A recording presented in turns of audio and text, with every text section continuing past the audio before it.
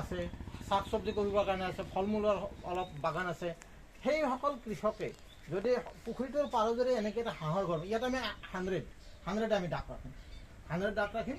আৰু এই 100 ডাকৰ যিটো হেৰি এক্সক্ৰিউটা হ'ব ইয়াততো পৰিব, ইয়াত পৰাৰ বাহিৰেও যেতিয়া হাঁহে ঘূৰিব পানীত যেতিয়া গুচি যাব, সেই পানীত যোৱাৰ লগত তাতেই এক্সক্ৰিউটা কৰিম, এই এক্সক্ৰিউটখিনি মাছে খাব। বুজি পাল? এইটোহে সমন্বিত, সেইটোৱে সমন্বিত। এই পাইপেদি ধুনীয়াকৈ তাতে গুচি যাব। কৰিছোঁ দেখিছে না, ইয়াত দিছোঁ নহয় আমি পাইপ, এইটো ৱাশ্বিং কৰি দিম। আচলতে পাইপটো এই টেকন'লজিটো ক'তো দেখা নাপায়, এইটো কোনো ফাৰ্মাৰে নকৰে। এইটো ফাৰ্মাৰে নকৰিবৰ কাৰণে মই মডেলটো মই নিজে ডেভেলপ কৰিছোঁ।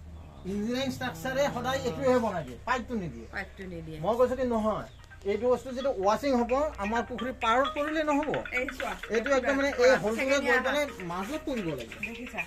এইটোৱেদি গৈ পেলাই তাৰমানে যেতিয়া পানীত পৰিব হাঁহে যেতিয়া তোমাৰ ইয়াতে পায়খানা কৰিব, এইটোৰে গৈ পেলাই তাতে মানে যেতিয়া ধুই দিব, ৱাশ্বিং কৰিলে পানীটো গুচি যাব। এইবিলাক বস্তুহে মানে ফাৰ্মাৰ্ছে জানে, চব কথাই জানে। সৰু ইণ্টাৰভেনশ্যনৰ কাৰণে